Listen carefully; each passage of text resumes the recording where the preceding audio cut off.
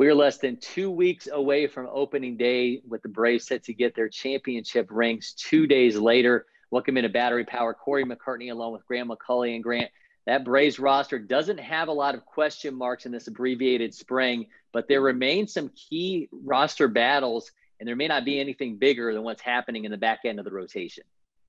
Yeah, I think that's the number one thing people are looking at right now is how do you fill out the rotation after getting a healthy Charlie Morton back, having Max Fried, having Ian Anderson. I think Kyle Wright's got the inside track on one of them, and rightfully so. We're going to talk about him quite a bit. But there are some other young guns that have an opportunity to crack the rotation, even if it's a little unorthodox in the season's first month, and maybe show out and secure a spot for longer and a longer look in 2022 and maybe beyond. But it all starts with winning a spot. Yeah, 14 straight days to start the season before the Braves will get an off day. So, obviously the potential there that they could use the six-man rotation. You mentioned all the names that we already know, Max Fried, Charlie Morton, Ian Anderson. And there's a lot of familiar names, those guys that you're used to seeing battle for spots in this team, guys that we've seen go up and have those moments. Nobody to this point, though, been able to really hold things down when you think about Kyle Wright, Huascar Ynoa, Kyle Muller, Tucker Davidson. There could be 3 spots available. There's obviously still some free agents out there. You think of guys like Johnny Cueto. Maybe there's going to be somebody let go as camp goes on somewhere else. And, we've seen the team take flyers on guys like Anibal Sanchez in the past. But you got to consider whatever happens to this point is going to be in-house. Certainly, we've seen the highs with so many of these guys. If you had to handicap it at this point, if we're talking potentially 3 of these guys going out of camp with a early season rotation spot, who are you putting your money on? Well, I think Wright would be the number 4 guy if we're just kind of lining them up that way. I think that Tucker Davidson's an interesting, player in this because he's a left-hander, and I think the Braves could use one more left-handed starter. Sure, they got a lefty-heavy bullpen.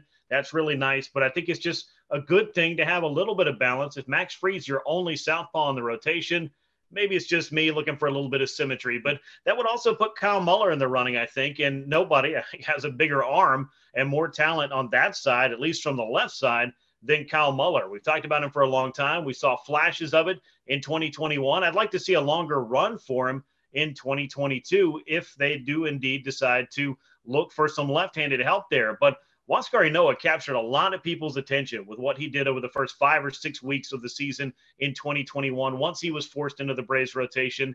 And he quite simply stepped up and was doing a marvelous job. But then, his temper got the best of him. He suffered that broken hand. We've been over that a time or 3, and that derailed his season and put his role somewhat in question. I think he could have another crack at starting. I also think if that doesn't work out, he's exactly the kind of profile that could help you in the bullpen, but they're pretty well set there, though he might still be a factor. So those are the guys I would look at the closest. I would say Wright and then Tucker Davidson. And once we get into that, 6th spot, is it Ynoa? Is it Kyle Muller? Those 2 guys I think are going to have to find it out a little bit more than Wright, certainly, and perhaps Tucker Davidson. Both those guys saw action in the World Series. So we've seen the highs with, a 2.62 ERA. You mentioned the run that he went on. That was a 6-start span from last April to May before the hand incident. Muller, a 2.88 ERA in 8 appearances before he got roughed up in his last outing of 2021. Davidson had a 3.60 ERA in 4 games last year. And despite his up and down, I think you mentioned Wright penciling in as number 4 when you're kind of looking at those. Obviously he has, if all these guys, he has the biggest singular moment of any of them when you consider what he did in the World Series with 4 2/3 of 1-run ball in Game 4 against the Astros. I don't want to say that we're getting into a critical time, or maybe this is a critical time for Kyle Wright. Just 26, the 3rd time that he's been in camp trying to make a rotation spot. Thus far, this is what we've seen out of him in the regular season. And I couch this by saying it's 14 starts in 21 games in all, but he's had ERAs during the regular season of 8.69, 5.21, and 9.95. Certainly the number 5 pick in 2017 had tons of expectations and potential coming out of Vanderbilt. But, you think about him, the number 1, the Braves first-round pick the year before him, Ian Anderson, obviously is one of the most promising young arms in all of baseball. He's hitting now. Wright has impressed twice in the postseason. You think about the 2020 Game 3 NLDS performance against the Marlins, and then last year in the World Series. It feels like we're getting to the point where you're going to have to be able to produce like this over the regular season, Kyle Wright, or we're just going to be talking about, these glimpses of what he could be. I I don't know how many opportunities you're going to get on a team that's ready to win and ready to win as often as the Braves are, to have this kind of a rotation spot for a guy like him, and not just at some point you're going to have to win it or you're going to be lost out in the cold. Yeah, I mean, I don't know really what I can add to that. I mean, you went pretty much through all the stats. You went pretty much through all of the possibilities and permutations that we've seen of Kyle Wright. But yeah, I mean, this is the 4th consecutive year he's trying to crack the Braves rotation. He did it in 2019. He got 4 starts. He got 8 starts in 2020. Then he got some postseason success in the LDS, not so much in the NLCS. That was a rough one for him. And then in 2021, it kind of felt like a lost year at the big league level. Then lo and behold, it's Kyle Wright in the World Series, riding in on his white horse and kind of saving the day, as you mentioned in Game 4. But all told, if you were to just kind of quiz Braves fans, as long as you've heard about Kyle Wright, a Braves #1 pick, a high round draft pick, we've got to make sure he happens, a top overall pick for him, you would think that this guy would have gotten an extended run at some point to either prove that he can be a starter or not. But his game started by year 4 in 2019, 8 in 2020, and 2 in 2021. So it's not like this guy's out there getting 15 or 20 opportunities to start baseball games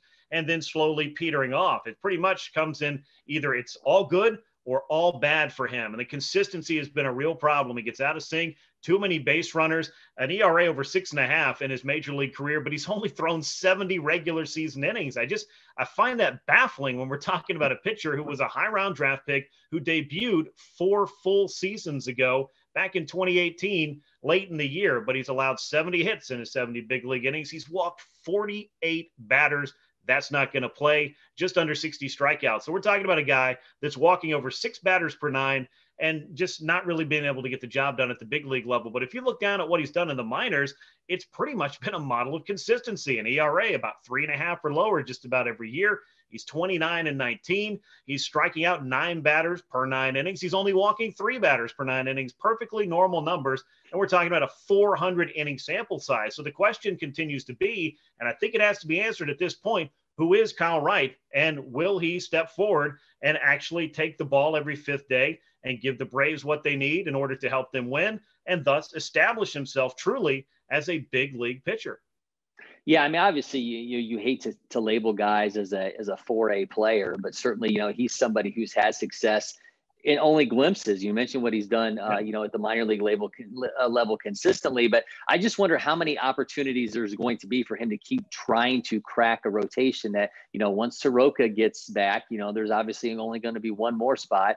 There's going to be, we've heard, I mean, I can go back years when we talk about waves of pitching, right, in this organization. I mean, how many times did we talk about that? And he's kind of sort of been stuck between waves. And, at some point, you're going to get knocked down to the sand, or you may not have a chance to get up and earn a spot here. So, I mean, maybe this is a real crucial year for him, because if, let's say Soroka does come back this season and, he's able, as everyone's hoping that he does, able to consistently go out there and take the ball again.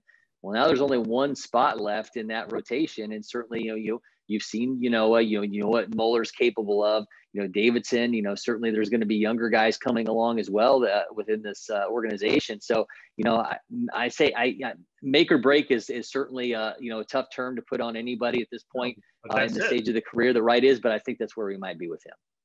Yeah, I think it is. I mean, he's only 26 years old, so we're not talking about somebody who's pushing 30 and they really should just cut ties and go ahead and, move on to the next guy. And again, if you were to tell me that, or ask the average Braves fan, hey, how many starts does Kyle Wright have in his career? I would have probably said, I don't know, 20, 25. But truly, outside of the postseason, he still hasn't made his 15th big league start. And I know we talked a lot to, different Braves executives and managers over the years about how long do you think it takes a young pitcher to establish himself as a big league starter? And I've heard it from Freddie Gonzalez. I've heard it from Bobby Cox. I've heard it from Brian Snitker. About 30, 35 starts before we really feel like he's kind of got his legs under him at the big league level, because it is a big adjustment. And Kyle Wright then is, if you want to throw his postseason starts and appearances in there, might be about halfway there, but that kind of thing. And the results have been frustrating. So you can understand why they've kind of, pulled the escape hatch a few times on him and just moved on to the next guy. And the Braves have been able to lean on, whether it was Huascar Ynoa or Tucker Davidson or Touki Toussaint, or, pick another 3 or 4 guys that have been there the past few years. Sean Newcomb, you could even throw in there. He's in camp. He's pushing 30. He is out of options. And I think at this point, he is a true reliever. That's what you have there.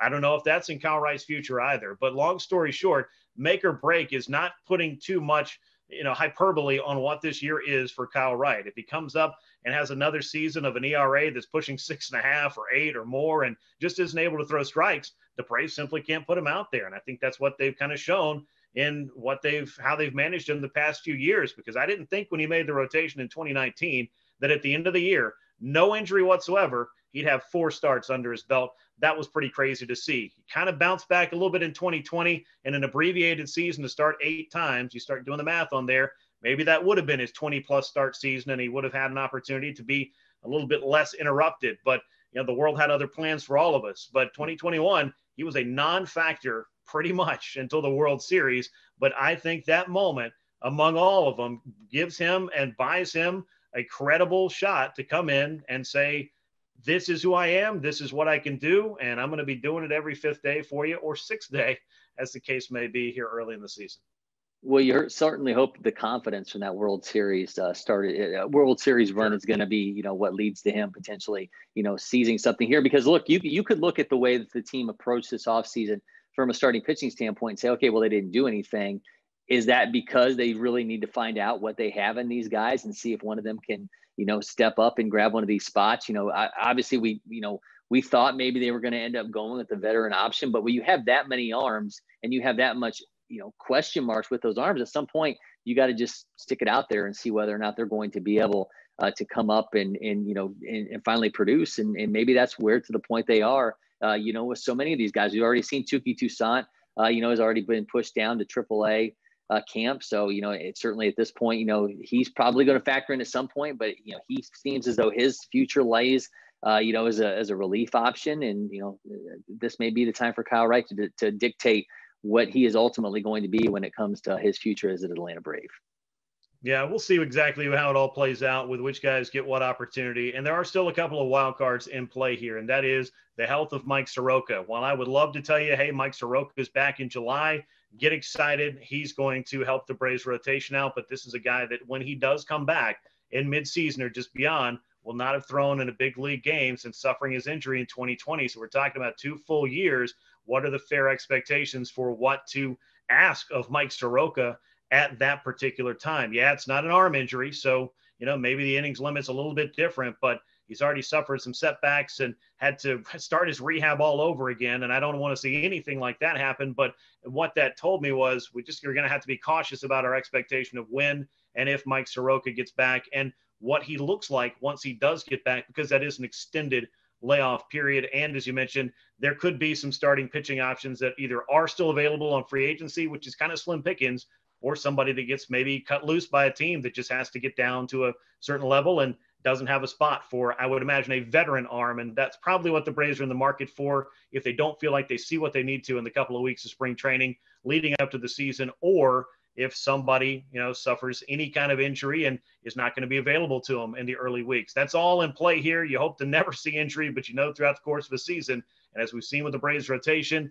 they have had to pivot many times to try to fill those 5 spots. And you just hope to not start the year having to do that again, but they're kind of already there. But then they've got these young pitchers and they got to find out what they got. And Kyle Wright, I think, is a leader in the clubhouse as far as that group's concerned.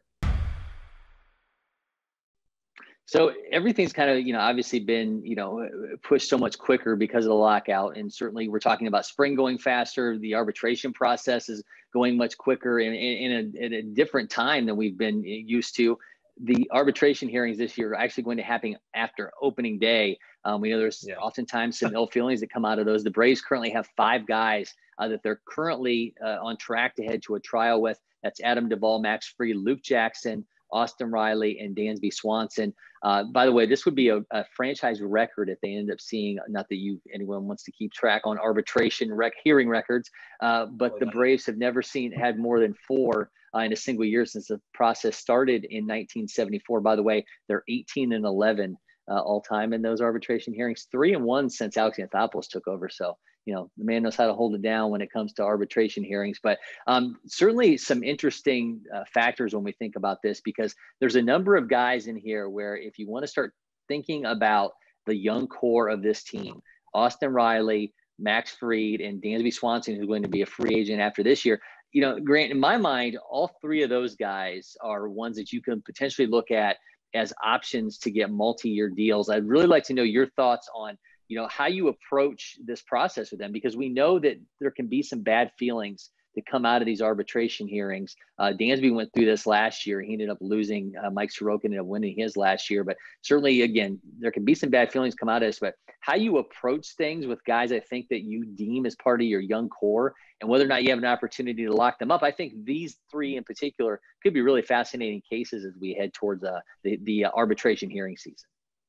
Yeah, well, the one good thing I would say about the Braves and their arbitration numbers is everybody that filed, plus the teams filing, they were all pretty close. And that doesn't mean that you want to sit in there and hear the team talk about why you're not worth the extra $250,000 or $100,000 in the case of Mike Fultonevich a couple of years ago. That was comically, just a strange situation to be talking about in spring training. But you're right. I mean, these guys that we talk about as part of that young core, particularly Max Fried, Austin Riley, and of course, Dansby Swanson, who's going to be getting to free agency first or is in line to before those other two.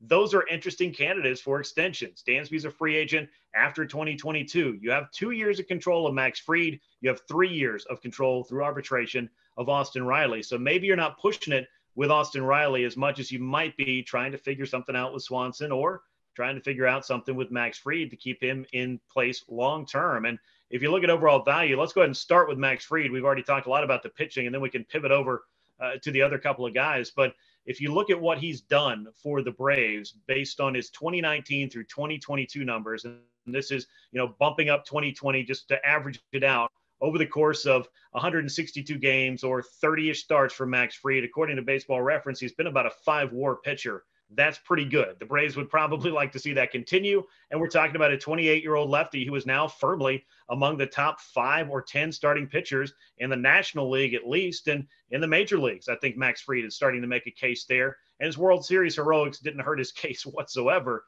So with 2 more years of arbitration left and trying to figure out what that might look like, is this a deal that's somewhere in the neighborhood of 4 years and $70 to $80 million? I know Hyun-Jin Ryu got a 4-year, $80 million deal from the Toronto Blue Jays. He was older than Max Fried, but, perhaps at that time had accomplished a little bit more, though Fried is gaining some serious ground on him. And then you look at a 5th-year option that might be another $20 million. Is that something that would make sense? I'd just be surprised to see somebody of the ilk of a Max Fried signing an extremely, team-friendly deal. It doesn't mean it's going to break the bank, but I think it'll be a little bit more than some of the team-friendly contracts we've seen, more along the lines of Matt Olson's annual average value of $20+ million, because Max Fried has proven himself to be, again, a top-flight starting pitcher, not just for the Braves, but in all of baseball. I'm kind of fascinated by the Riley situation, though, because he filed at $4.2 million. The Braves came back at $3.95. I think most people probably know this, but the Braves are a file and trial team, so they're not going back and renegotiating things after these two salary figures have been exchanged. After their stance is, we'll simply take you to trial. But I think this is a fascinating case because, you think about the way that he's a Super 2 and the way that the Braves locked up Acuna and Albies. And I can't see him going for one of those, sweetheart deals that the Braves ended up giving those two. But certainly if you say, if I'm playing fantasy GM, if you could get him for maybe, 5-6 years at 50 to 60 million, would that be a strong starting point? I mean, I don't know that to this point what the ceiling is for Austin Riley. Was last year, 33 homers, 135 weighted run created plus, and a 4.2 WAR. I mean, think about, if the going rate for WAR is right around, 2.8 million on the open market, what that would cost you, on a yearly basis for Austin Riley. You're talking about him being, more than a 30 million a year player, which is, obviously you're not going to be paying a guy that you have club control, that kind of a number, but could they do something in line, maybe not necessarily the Acuna deal, but something a little bit lesser to that, to go ahead and wrap this thing up with him and then just have another piece of that core. I think, there seems to be a little bit of a reluctancy, when it comes to, pitchers that have that much club control to wrap them up. I think the Riley situation, though, being a Super 2 and getting that extra year, I think could make him a fascinating case if you want to play fantasy GM and throw a contract his way. Yeah, I mean, I was kind of thinking, maybe along the lines of 5 and 70 or 5 and 75, and then you have a 6th-year option that's maybe team controlled at $1 million buyout and $18 million if it's exercised. So all of a sudden, you could be talking about a 6-year deal a little bit north of $90 million, which is an annual average value of $15-16 million a year for Austin Riley. To sign him after his big year, maybe that's the way to go. But given that you do have 3 years of club control, his arbitration number, even though it jumped this year, won't do much more than double next year, which would probably put him in that $8 to $8.5, $9 million range. Even if he repeats his 2021 season, it's not going to break the bank yet. But when you get in that 3rd and 4th year of arbitration, all of a sudden he's going to be a $17, $18 million a year player, and then perhaps a $25 million player, just based on how these things have multiplied out by the time you get to 4th year of arbitration, if you continue to perform and do the things that Austin Riley did last year. But do the Braves want to wait a year and find out? Or do they feel like, hey, man, we've got the real deal. He went through his struggles. He found himself. We love the work ethic. We love the player. We love the fit. We want him here long term. He's 25 years old. You're signing him at the peak of his career, whether you sign him for 5 or 6 years or even 7 years. You got a pretty good, guy in a pretty good spot there with Austin Riley. So I don't know what that would look like. I'd be surprised if it was down in the 5 and 50 or 5 and 60. I think it'd be a little bit more than that. But 5 and 75 seemed to be the number that jumped out to me. So I'll just kind of throw that out there as $15 million a year for Austin Riley and what he did last year, buying out his 3 arbitration years. And then, maybe you backload the contract, maybe you just break it up and make him even. I don't know. We've got a lot of options here, but he's certainly a player that the Braves need to make a decision on rather than watching it, go all the way out to the wire in free agency. I'm sure they don't want to do that for each of the guys that we're discussing. And we've already seen with Albies, with Acuna, and of course, with Matt Olson, most recently, some continuity for this club to keep it together and keep it going. Man, that would go a long way if you're adding Riley and perhaps Swanson and Max Fried to this list. Yeah, real quick on Swanson, he filed at $10 million compared to $9.25 by the Braves. I noticed that, that Spot Track had him with a market value of $14.7 million. I just wonder if the Braves could keep him happy and at home around $12 million per year, maybe buying out some of those free agent years. Certainly there's this subplot here, that he's repped by Excel Sports Management, which obviously just had, some issues, if you want to call them that, in the Freddie Freeman dealings with the Braves. So, I think, certainly they've taken one, PR hit and certainly some issues with this franchise. But you wonder, does Dansby Swanson want to go out and test the market? Does he want to stay put? Another subplot in this is the fact that Scott Boras was apparently, working the phones and was in communication with the Braves, with Carlos Correa before he ended up signing with the Twins. I don't know, how much that was simply just, him making the rounds and making those phone calls. But, obviously, a big part of the culture and the vibe of this team. And, I think how they approach this final year with him could be, very interesting as well. How does one, if it ends up going to trial, or if you ultimately want to talk any kind of a multi-year deal with Dansby Swanson.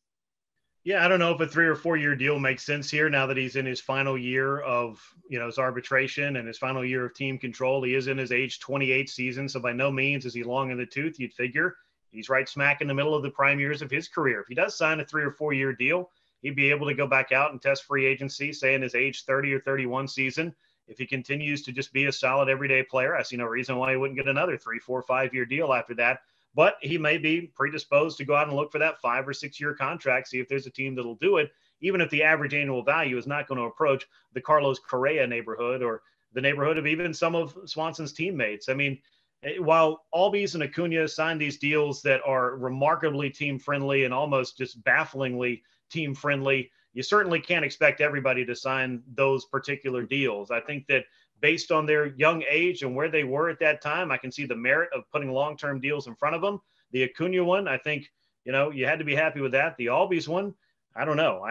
That's a deal that I'm still trying to make complete sense of, just given what what we know about player value. It's just one of those that I don't think that we'll ever be able to untangle exactly what was being thought about. But, these are guys that, decided to take the money and go ahead and put themselves on solid ground financially and move forward and figure out the rest of their major league careers. It happens. But putting all of that to the side, I don't know. I feel like Dansby's probably in that, 4 years, $60 million range. If it starts to creep up past, 4 years and 70 or past $15 or $16 million per year, I don't know if that really is a benefit to him to, be at that level, and the Braves could look and say, all right, well, he's a $15 or $16 million ask, or maybe a little bit more. I don't know.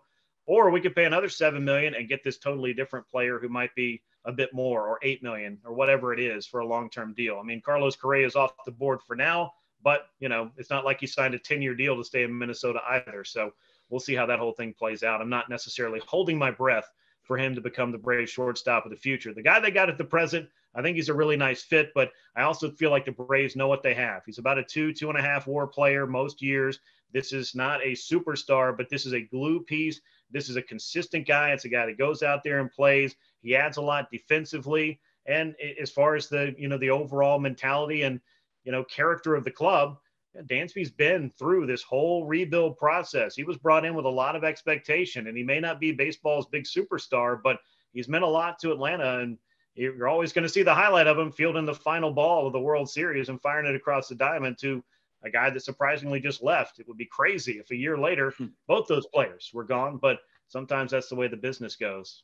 Regardless, it'd be an interesting opportunity right now to lock him up long-term and not have another question mark being one at shortstop, even though there could be other answers in other places. One of the weirdest things of this whole process is we're talking about 5 guys who, should this go to trial, will take the field on opening day having no clue how much money they're going to be making in the 2022 season. So welcome to the strangeness of the business of baseball in this weird season coming off of a lockout. Going to continue with this arbitration process.